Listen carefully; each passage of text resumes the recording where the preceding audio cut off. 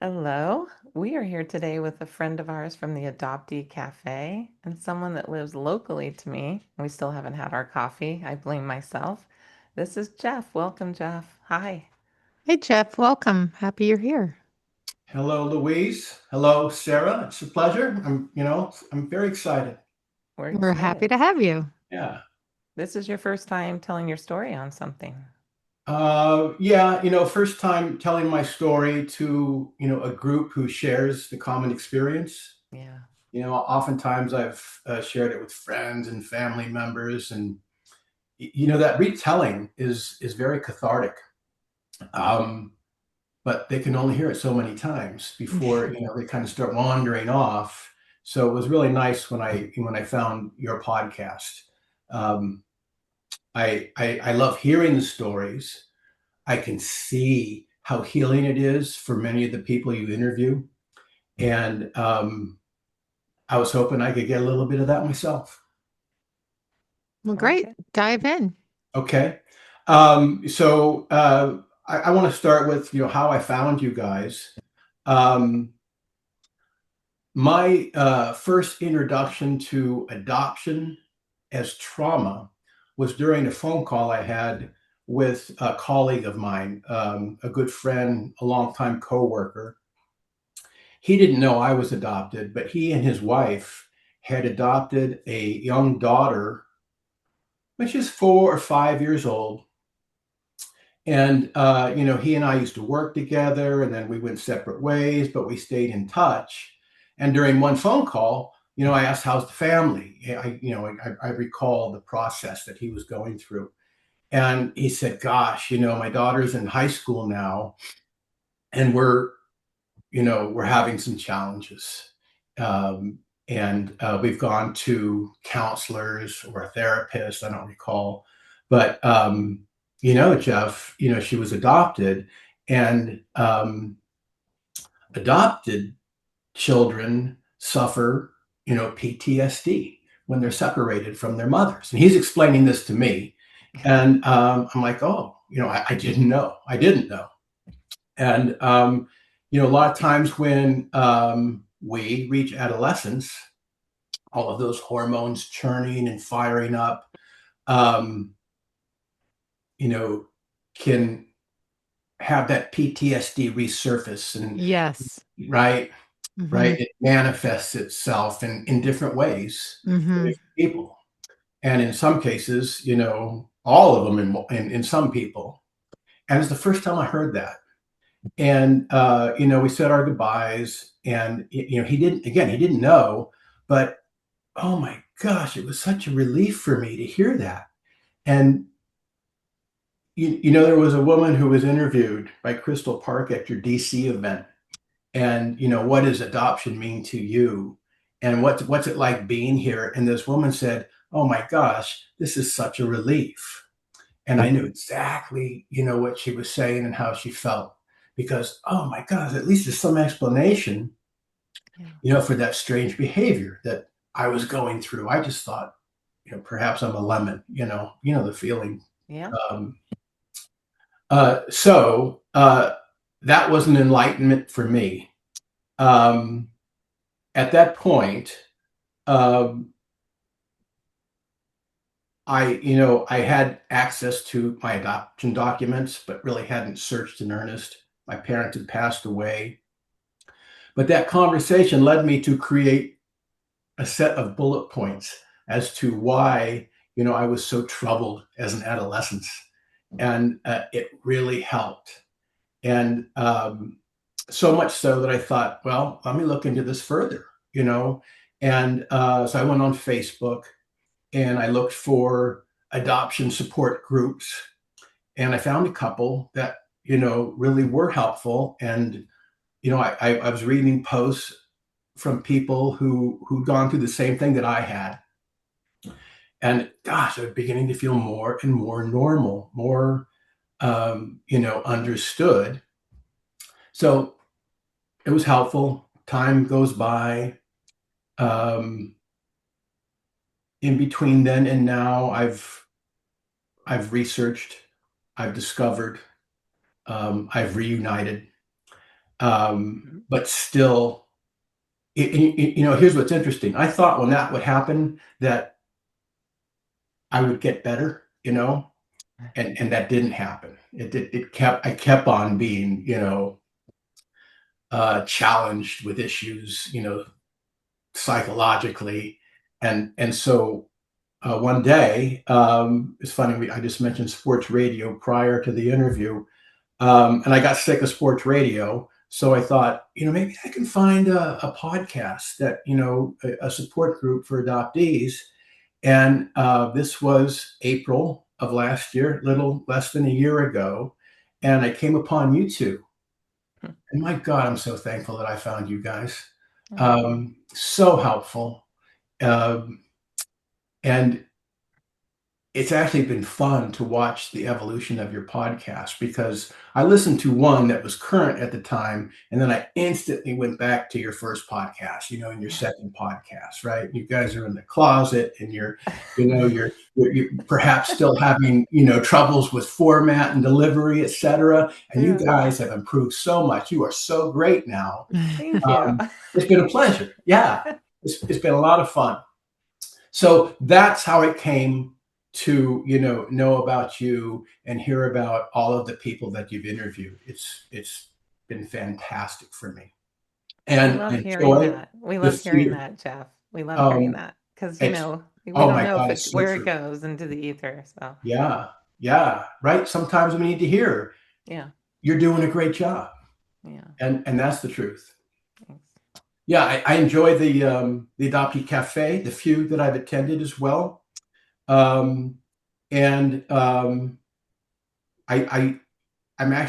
so hungry to see the highlights from your conferences in DC, and the first one I saw was in Atascadero. And if I had known about that one, I certainly would have been there, because that's just a stone's throw away. So it's all working. It's great, and I hope more than 5 people listen to this and watch it. Because I think they'll all agree. They'll all say the same thing. And it's funny, I say that because you had such great interviews with so many people, who have made impact in the area. They've written books, there's documentaries, and really it's kind of led me to have a bit of adoption imposter syndrome, as I come into this call. But I realize we all have our own stories, and that mine is important to me, and perhaps can help others, because every interview has helped me. Some have been completely different. I'm like, oh, that's not, no. Oh yeah, every single one I can find a common element, at least one common element. We all have an imposter syndrome, and your story is just as important and will help people. And there's many more than 5 who will listen. So tell let's us hear your story. story. Yeah. Yeah. Okay. So good to know. I believe, so I was born October 1962 in San Francisco, which I believe is in the heart of the baby scoop era. It definitely is. Yeah. My parents, I don't know. I also have a sister who was adopted. She's 2 years older than me.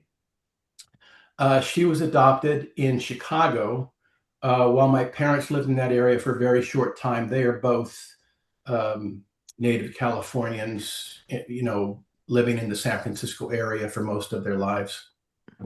I'm just going to jump in quickly and say something please. about the baby scoop era. Is that I saw a comment on Instagram this morning by the adopted Chameleon. She's great because she's brutally honest, but she was on our podcast.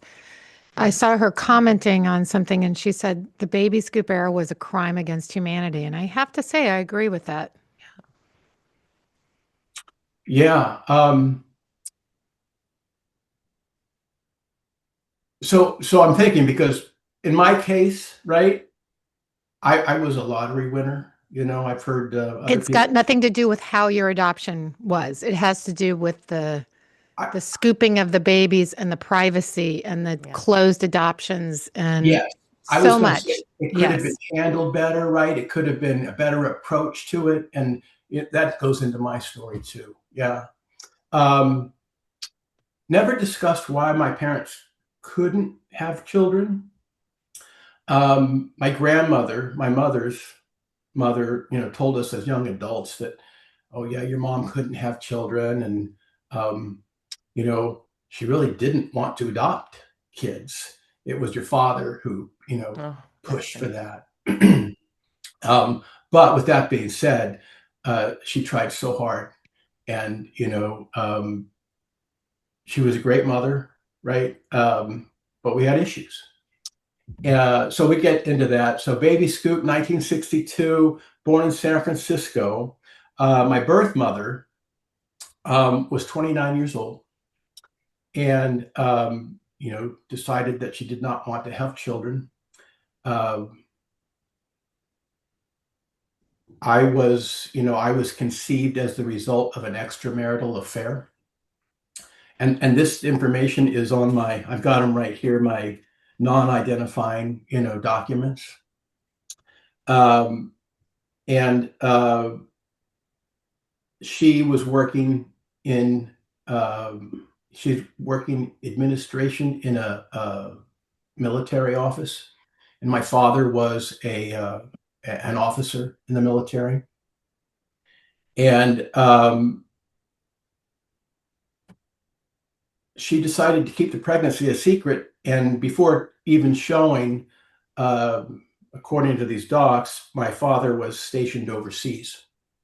So 62, there was a lot going on. A lot was about to happen, globally. So that all makes sense to me. Anyway, put up for adoption. My first day home was 3 months later. And I've since come to learn that California law says that babies who are adopted cannot be placed for the first 3 months, should the mother have a change of heart. And so they want to, that whole law was created to avoid any heartbreak by having to go back and take the baby away. So after 3 months, then we can be placed. I don't. And let's just say that was in 1962. Yes. It Yes. did change. It did change. Correct. Yeah. Yes. In the later 60s. Go on. I don't think anyone told my birth mother, about that, and I feel so naive because I've always imagined myself, in that room at the hospital where people are looking through the glass at the babies in the bed. I always imagined myself in there for 3 months. I didn't realize, I was in foster care somewhere. Obviously I have no memory of it. I don't know what happened. I just know my first day home was, January, after being born in October. Yeah. And I'm just I got some notes here so I could, not lose track, which often happens to me. So the older sister, and yet we were told, that we were adopted prior to my memory. I can kind of remember talking about it. I know we spoke about it a few times after that first revelation, but it was always a fun thing. It was always a positive thing. Oh yeah, we're adopted. My sister and I used to talk about it. Didn't think anything negative about it at all. I remember one time sitting in the car with my mother and we were laughing, and I was asking questions, and she went so far as to say, before we adopted you, your name was Mark. And I'm like, oh, how neat, how fun, Mark. And then she started telling us about our ethnicity. And she said, you have a little bit of Indian in you. That's how she said it. You have a little Indian in you. And at the time, it meant nothing to me. And I thought, perhaps 5%, if I ever thought about it as I got older, it wasn't an issue. And, life went on.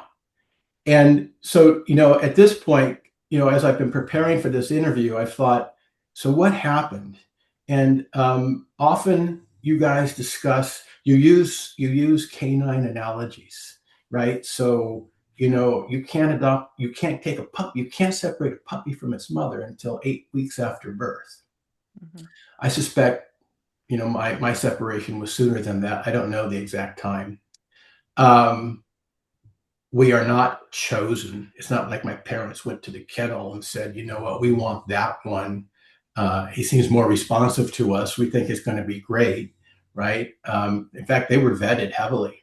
Um, my grandmother, again, my mother's mother, continued with their story. Said, I remember being at your home. So my parents lived in Burlingame, which is just a bit south of San Francisco. Mm-hmm. And my grandmother lived nearby. So she was at the home a lot, as I understand it.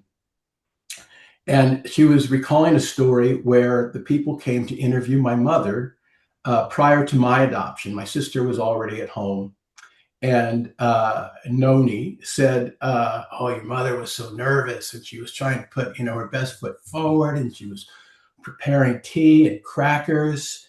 And the woman showed up, and I brought her in, and we sat down at the dining table. And, Lori was there, my sister. I'm sorry, Laura. And we heard a glass break in the kitchen, and my sister instantly went, God damn it. And Your 2-year-old sister?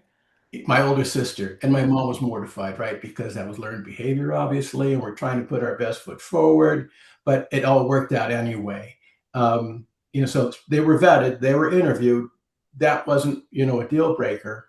But certainly I was not chosen, you know, and so, the dog, 8 weeks separation, we're not chosen like a puppy from the litter. And I've gone further to use, a canine analogy to blank slate. So that's what my parents were told. They were given advice from someone they believed was telling them the right thing to do. And, don't worry, you're bringing in this son and he's a blank slate. You can create him in your own image. And my dad was a big man on campus, all city football player in high school. And when he was 17, he enlisted in the Marines and served in the South Pacific during World War II. Upon his return, he played football, first at Menlo College there in the Bay Area, and then at Oregon State. So, he was a real man's man, big, tough guy. And my mother was also very athletic, and also was a sportsman. Her family had a cabin up in Lake Tahoe, and she would go up there with her father and hunt and fish. And she was a good skier. And there was two athletes. And in the dog world, I'm like, okay, so my dad was a mastiff, and my mother was a Labrador Retriever. And so we're gonna create this new son of ours in our own image. And unfortunately, they got a Basset Hound. And he's stubborn and lazy and prone to overeating, and just wanted to howl at the moon. But no, you're going to be this. And they didn't know any better. As time went on, it created a bit of antagonism, I think, between all of us. But eventually it was reconciled, and I think they began to let me be who I was. But it definitely led to absence of sense of self, right? Mm-hmm. So I forget exactly how everyone has referred to it, but I felt like I was living a role all the time, and at first it was youth sports. They pushed me heavily into youth sports. I didn't want to play. And I remember as a 7-year-old hiding in the kitchen, hoping that they would stop from pushing me to join, a youth baseball team. But eventually I did. And, I tried to live up to their expectations. And, it wasn't horrible. I made friends, and and I wasn't necessarily too bad, especially as a young kid, but I didn't like it. And that lasted for 8 or 9 years. And I was, I was faking it. I felt like I was living someone else's life now that I look back on it. And that led to, By the way, which is when you said you struck gold, and it's not insulting your parents because two yeah, things can be true, right? yes, correct. You Yes, you really yes, you it is the luck of the draw, and you're not in your family of origin, and you're not yeah, being seen as you. correct. Yeah. And, since your podcast, I've learned of the concept of epigenetic predisposition. Mhm. And I think I was, perhaps pulled away from that cellular existence in me. I perhaps would have been happier doing other things. Mhm. Yeah. Um, Finally, it got to the point where I drummed up enough courage to say, I don't want to do this anymore. I know it's a really hard conversation. And, but they said, okay, that's fine. And at that point in time, maybe they were having trouble with their own relationship. So maybe they weren't as inclined to pay as much attention to me, and I was able to wander off. And yes, Louise, I kind of hit the lottery. We moved down to Southern California when I was 5 years old. Um, a very happy, you know, middle class lifestyle. And we had a big house, we had a big backyard, we had a swimming pool. I had tons of things to do without ever leaving the home. And but despite all of that, I felt this rejection. I wasn't meeting their expectations. Uh, I felt shame in telling them I don't want to do this anymore. And part of my oh God, what's the term I'm looking for? Revolt, Rebellion. rebellion. Rebellion. Yes, I turned to substance abuse, Mhm. Mm. and that plagued me throughout high school. And what's interesting is that I made some friends who were good friends, but perhaps led me in the wrong direction sometimes. Maybe I led them in the wrong direction sometimes. But I felt suddenly as if I was living a role for them, if that makes any sense at all. It wasn't always the parents who provided the role for me. Sure. And oh, Jeff is a burnout, and I thought, okay, I'm gonna live up to that role. Um, Not great career advice. I'm happy that I was able to, grow out of that or pull through that. But that lasted for 3 or 4 years and, had lingering effects throughout the rest of my life. Mhm. And then, because of that, I did not graduate high school. Um, I knew that was going to happen as a junior. So I took what was then the equivalent to the GED, the California High School Proficiency Examination. And so that would allow me to enroll in a community college. I did that. I got involved with journalism, ended up on the school newspaper, managing editor, transferred to a 4 year school, worked as a producer for a morning newscast on the school radio station, an NPR affiliate. I work for an NPR affiliate. I know. I was hoping I'd get a reaction from you, Sarah. Yes. Yeah. And then, also too, got, a runner gopher job at the ABC affiliate in LA and worked for that news organization for a while. And that pleased my parents. They were happy to see that I've recovered from, the earlier teen years. And so that I was happy that they were happy. But with all of that I said, I don't know how I got there. I didn't really want to do that. By the way, did you at any point ask them about your adoption? Were you, no, no, express no It curiosity or? wasn't. No, I'm glad you asked because I was hoping to talk about that. Um, it never was any interest to me. And part of that was I didn't want to offend them. I didn't, it really wasn't that big a deal to me. But also, too, I thought to ask about it, would have hurt them. And I didn't want to do that. It was such Uh, loyalties, right? It's just yeah. insane when I'm listening to you. But yeah, I had it Yeah. too. I had it too. I think a lot of adoptees Of had it. course. It's very, very common. My Yeah. sister was Mhm. curious enough to request her non-identifying information when my parents were still alive.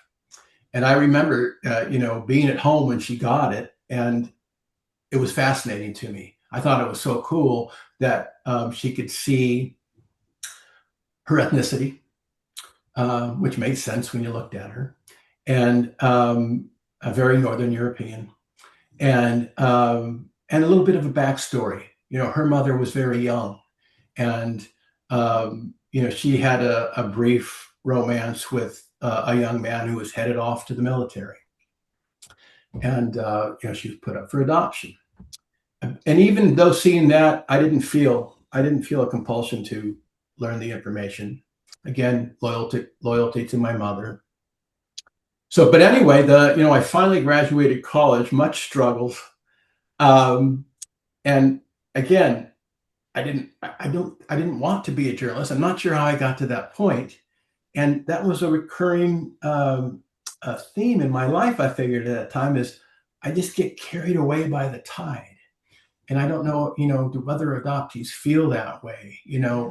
or by playing these roles, I got carried away by the tide to wind up, at a point in life where I'm like, how did I get here? Anyway, I graduate. Now what am I going to do? My dad still loves me, still cares for me. And he says, look, I think you got to get a job. Um, I'll give you a few leads in my line of work, which was television advertising sales. Right. This is all in Southern California. So this is, Mhm. it's, I'm going to guess half the people that live in the area work in some form of, entertainment industry or, marketing. So I did that and I got a job, got an entry level job. And again, I'm filling a role. But this is one role that lasted for 30 years. For 30 years, certainly for the first 10 years, I thought, well, I'll just do this until I figure out what it is I want to do. And that's such a hard thing to figure out. And I never really was able to. And by the time 10 years passed, I took pride in my effort. I understood the workload, and things had gotten to the point where I gained a comfortable living. I had recovered from whatever had gone on in my past. I met my wife in college, in broadcast journalism class, and she kind of had the same path. She worked at a station in LA. She worked on the radio station, um, and she too did not want to continue that path. And my father also helped her get a job in the television sales industry. So we were doing that together. We got married, um, continued working in that field, and I decided that I'm not really good at selling. I'm a little bit better at buying. So I went over to the buying side, the agency side, and that led me to get a job um, with a company that was based in the Midwest. And they let me work from my home beginning in 1999. So, we're talking dial up internet, we're talking fax machines, that kind of thing. And I kind of had found my wheelhouse. It was fine. It was good. I was happy. It was comfortable living. And I was able to parlay that job into a move, Louise, to the Central Coast.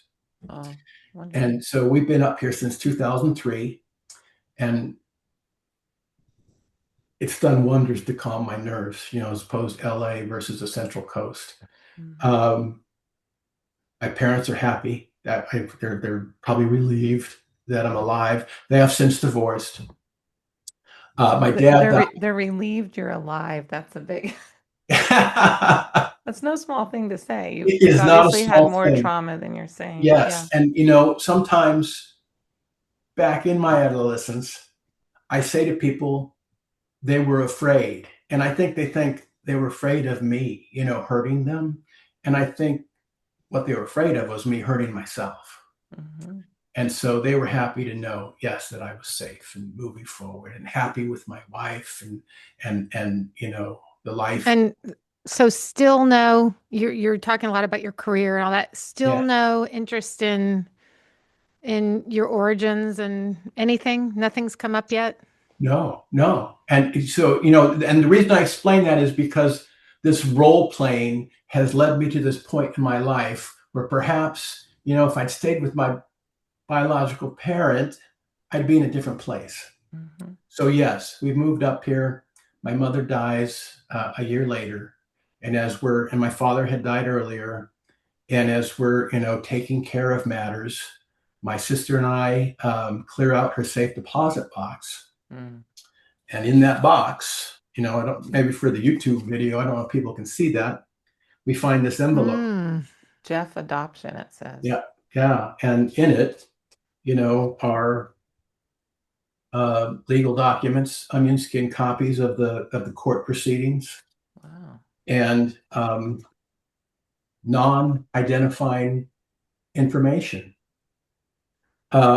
accompanied by a cover letter from the attorney who processed the adoption. And so I don't know. Is that a private adoption? I really don't know the ins and outs of how they would describe that. But I the think if attorneys non-identified and does sound like a private private, adoption. yeah, And you only have your non-identifying information. So yeah, I yeah. think so. Which, by the way, is rather thorough and turned out to be amazingly accurate. Huh. And then on the letter that was provided to my father, I think perhaps against ethical standards, it included 2 surnames. And so this was in 2004. it depends on how you define ethics, because to me, that's ethical. I guess so, right? Uh, Yeah, yeah, maybe unethical in the adoption industry, but yeah, Fascinating. Yep. Mm-hmm. yeah. In fact, I'm reading it now because it says that the agent, the social welfare agency would deem otherwise, but I'm going to provide you with this information. And Maybe because your mother was older, that you had so much clear information. She actually no, gave I don't information. know. I don't know. But so Sarah, well, that was a social worker decision to put the names in Right. there, not the mother's decision, clearly. well, it was I guess so. Yeah. She must have She gone. said against the In social welfare. some Says document, right? somebody Or on did the birth something certificate. not quite legal, which is Yeah, great. yeah. Good for her. Anyway, bam, I went from zero interest to can't think about anything else. Right. Once I saw these documents, it made it very real for me. Included physical characteristics of my parents, ethnicity, the backstory, which was very interesting. A small lumber town, and along the Pacific coast, and all these thoughts are going through my head. But I don't know where to start or what to do. This is 2004. I don't think commercial DNA was available at that point. So I just, based off of these 2 names, knowing I was in the Bay Area, I did a Google search, and I found one of the names, and I started searching for people, and I found someone belonged to a local beehive club, and and there was an email address, so I sent them an email. Never got a reply. I wasn't too hopeful. I called a private investigator in Florida, and I didn't get a good feeling from her, and she wanted $3,000, and I'm like, it just doesn't mean that much to me right now. So I let it go. Time goes by. 13 years go by, and in my line of work, I've made friends because we're always doing business together. I've talked to the same 20 people for 20 years. And one of my contacts, we're on the phone. And a lot of times, you're on the phone, takes 5 minutes to do business. and you keep on talking for another half hour about our lives and et cetera. It was a lot of fun, really. And she took great interest in the fact that I was adopted. And one day she calls me up and she said, Jeff, I'm doing business with an agency and they're booking schedules for a company called 23andMe. And I think it might be something you're interested in. And sure enough, yeah, that's it. I'm going to do that. And she's like, you might be able to find a shared relative. And so I researched it, learned that Ancestry was doing the same thing, sent in samples to both companies to cast a wide net. And, I've heard other people interviewed say that they were more interested in their ethnicity. In my case, my top priority was a shared relative. I was thinking, I can find someone. And once again, my interest level is peaked. It's all I can think about. And let's wait for the results. And I received the results while I was on a trip up to the Northern California area around Eureka, where the redwood forests are. Louise, earlier we mentioned, bicycling. So I went up there to ride through the redwoods. And, there's towns up there, Eureka. Small lumber towns along the coast. I've been there. Exactly. Hello. Yes. You're And drawn to I it. was drawn to this area. That's right. And, I think that's an eye-rolling moment for some people, but I wanted to be there so bad. I'm going to ride my bike. McKinleyville, Trinidad, California. Anyway, I'm having dinner one night and my ancestry results come in and I go straight to shared relatives. And like others, I thought that they were too distant for me to make any sort of determination. It turns out two of them were identified as second cousins. Those are my two highest. And, now if you came to me and said, I have a second cousin, I said, give me a half hour, I'll get that for you real fast. But then it seemed distant. Let it go. Although I did take a look at the ethnicity and it was interesting for me to learn that, my greatest composition was what they referred to then, what Ancestry referred to then was Native American. I was 39% Native American. That's large. Wow. It was a surprise to me. Yeah. 39% is a lot. Yeah. Yeah. I've since learned if nature used a measuring cup, I'd be 32% or 31%, right? But still, nonetheless, a third. Yeah. But that was it. But I use that as ways to, identify my shared relatives. I could tell who was my father's relative and who was my mother's relative. Pretty clear, quick. Yeah. Was that on your father's side or your mother's? It's my mother's side. Okay. Yeah. And, but again, too distant. I'm not going to get too worked up about it. I get, let it go. Whatever. 3 months later, I'm watching the news and there's a story about a woman who lives in my small town of Los Osos, California, who reconnected with a brother or half brother through Ancestry. I'm like, oh, let me go to my site again and let me see if there's someone there. And sure enough, there was a first cousin. And even as a rookie, I'm like, oh, I can find a first cousin. That's, one of his parents is my mother's sibling. And I reached out to him through the instant messaging app, and he replied right away. And my profile had my story. I'm adopted. I'm born in San Francisco, 62. I have Native American heritage. I'm looking for, any information regarding my family. But that was it. And so we're exchanging IMs. Yeah. I have Native. Yeah, I'd like to learn more. Okay. How about, so tell me about your mother. And he says, well, my mother was adopted. She's mostly Irish. I'm like, oh, I don't really have any Irish. Tell me about your father. What about, can you share about him? That was it. Never heard from him again. I was ghosted. And I thought, gosh, yeah, and but I was encouraged that he replied. So I said to myself, let's reach out to these second cousins and let's see if I can learn something from them. And one did reply. And I didn't see at the time that it was an account that was administered by someone else. And the woman replied to me and said, TK is my grandson. He his mother is my daughter-in-law, and her mother is of Native American descent. And she's from Trinidad, where I had just been to ride my bike.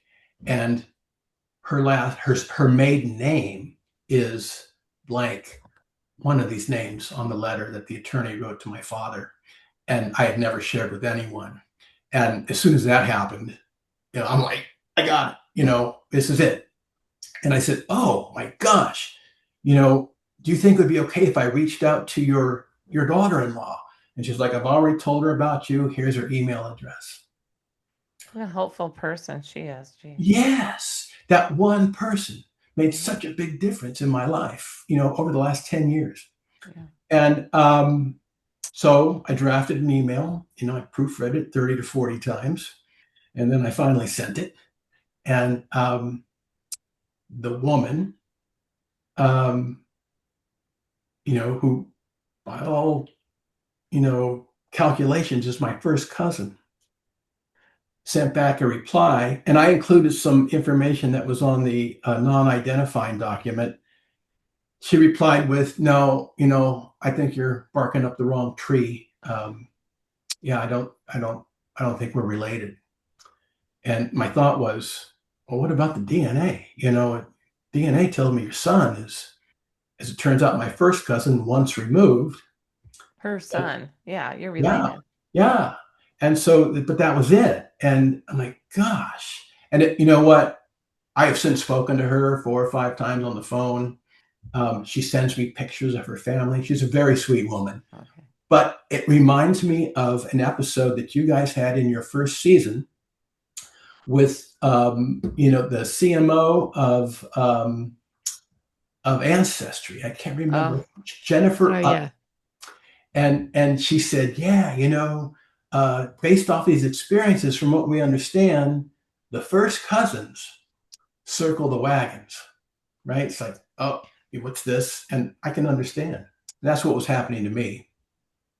But the information that her mother-in-law had provided me, tribe, city, and name, was enough for me. I went to Ancestry's database, entered that information, and it's a very small town. And I went to the 1940 U.S. Census report. I saw a large family, and it's like, okay, this looks like this is it. It didn't have, turns out my mother is one of 11 children. Oh, boy. Not all 11 children were included in that. However, I researched the head of the household and came upon an obituary, which I think many of us know is very revealing. Yeah. And he had died, and it included family members who had preceded him in death and surviving family members, not just children, but also grandchildren, including that woman, who I emailed with and said, I think you're barking up the wrong tree. And I said, okay, this is it. This is the family. Pieced more information together, ancestry, non-identifying document, and I came to the conclusion that my mother had passed away in 1981. Wow. So day, was that true? What's that? That she passed away. Yeah, the woman had passed away in 1981. But not your mother? Well, as far as I could tell, that was it. I wasn't 100%. So where are you now then? So I was actually relieved to learn this, Sarah. Okay, because the thought of reaching out, and it's that's a big step outside of my comfort zone.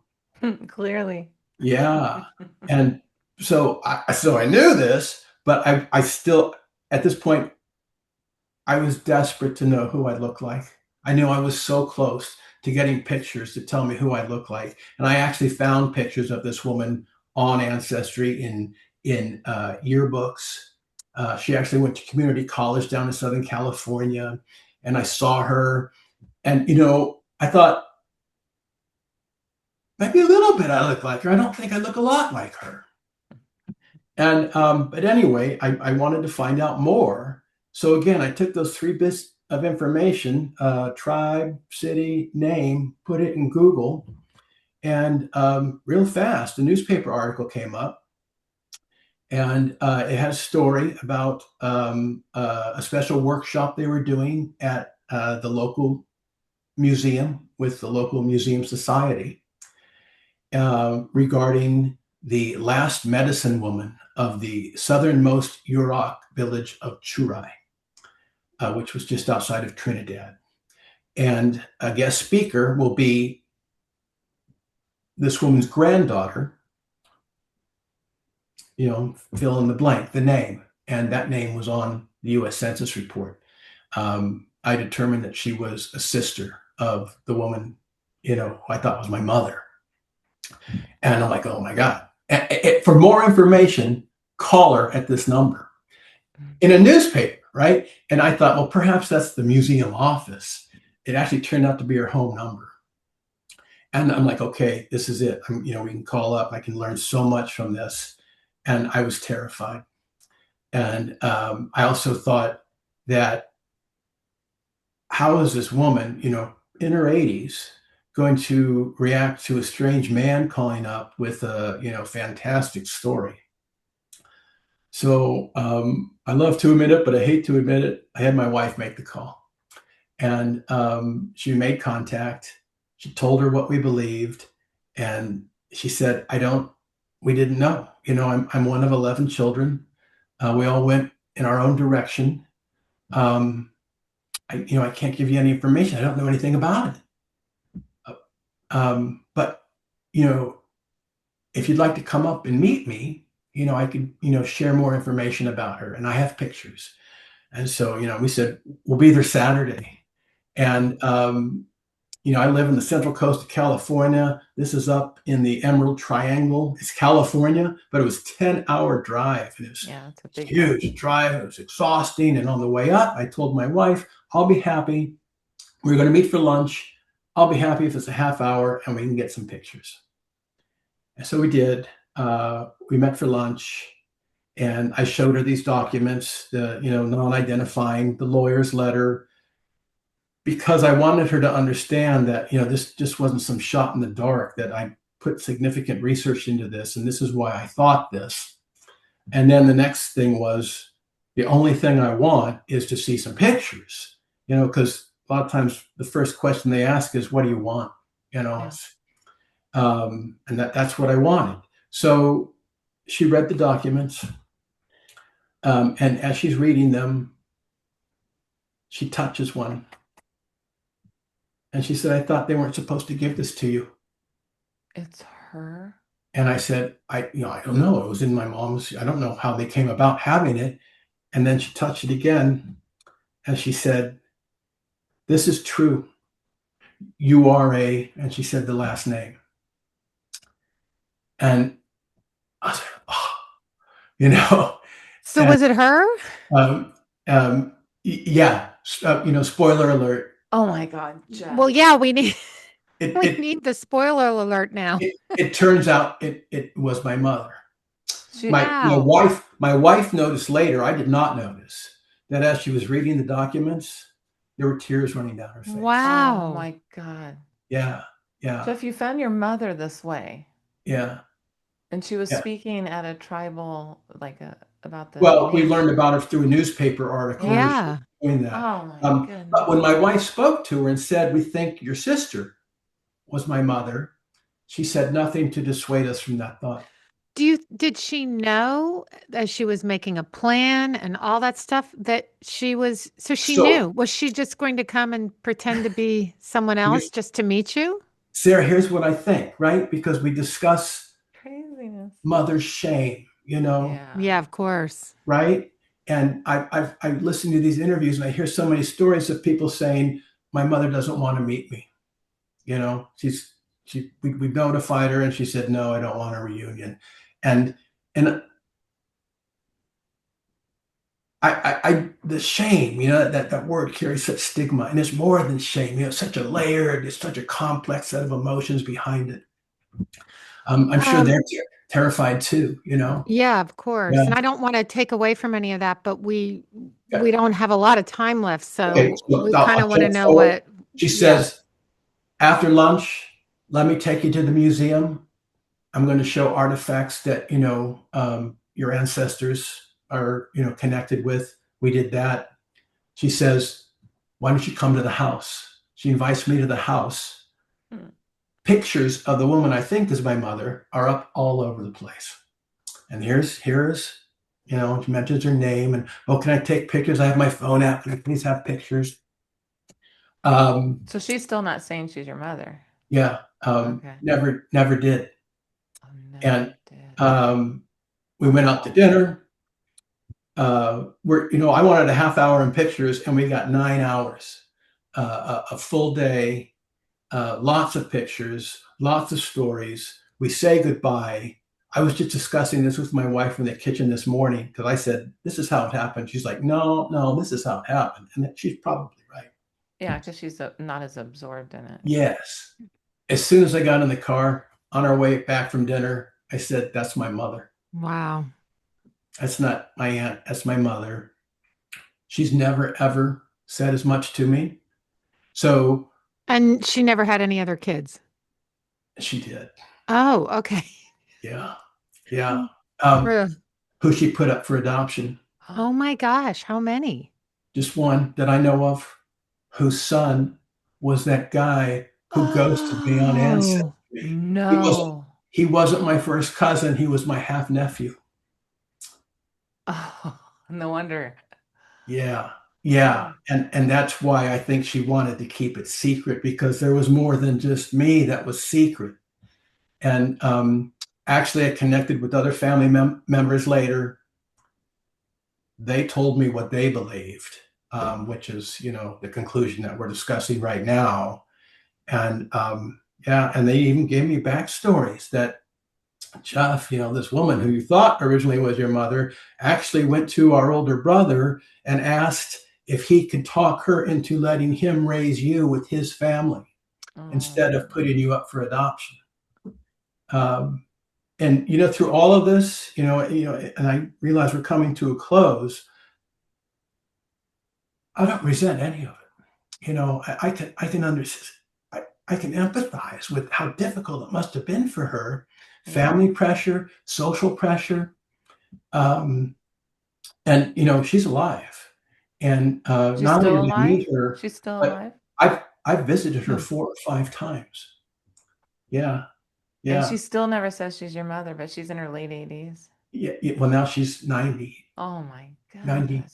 And nothing, I'm assuming, about your father, since she won't admit she's your mother. Right. And that's, That is a big God, it sounds selfish, but I would like to know more about him. It's not Well, that's selfish. not selfish. That's normal.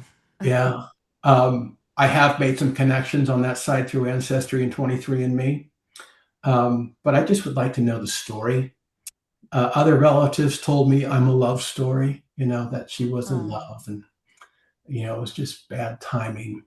Do you feel like you could ever ask her direct? Like, do you feel like you're getting to that place where you could say, No, no, that'll be the because end of the we were relationship? having such a good time, right? We visited 4 or 5 times. I loved seeing her.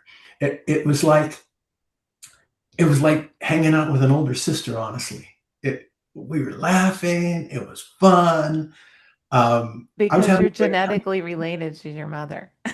time.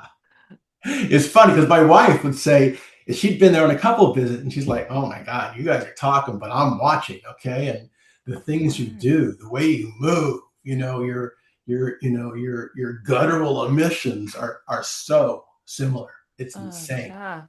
Well, Yeah. maybe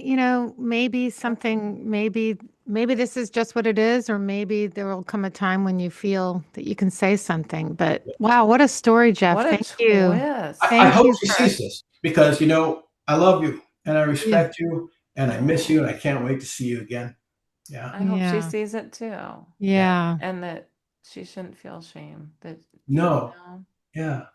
It's okay. And also too, for adoptees, I'm saying these things that I feel like you're going to, push her away, and I don't want that, but I don't want to feel ashamed myself for being who no, Yeah. I am and no being more. alive, Yeah. and I want to learn more about her. I want to learn more about my ancestry. It's something I look forward to, as I Yeah. go on. Yeah. Oh, this Well, is thank neat. you, Jeff. It's really been great Gosh. to talk to you. And Yeah. what Oh, a, it's been my pleasure. I'm yeah. so glad I didn't know this story and we didn't have coffee. This was really Yeah, interesting. but Now we'll someday, have our coffee. yeah. Okay. Yeah. Oh, All Jeff, Thank right. you, thank Jeff, and you. keep us posted on developments. Please. Okay. Yeah. Gosh, Okay. I'll thank keep you. watching. Okay. And we Okay. know you're a good listener because you pulled Okay. up stuff we don't even remember. So Yes. I love it. Thank you. All Thank right. you. Bye. Bye-bye. Bye. Bye.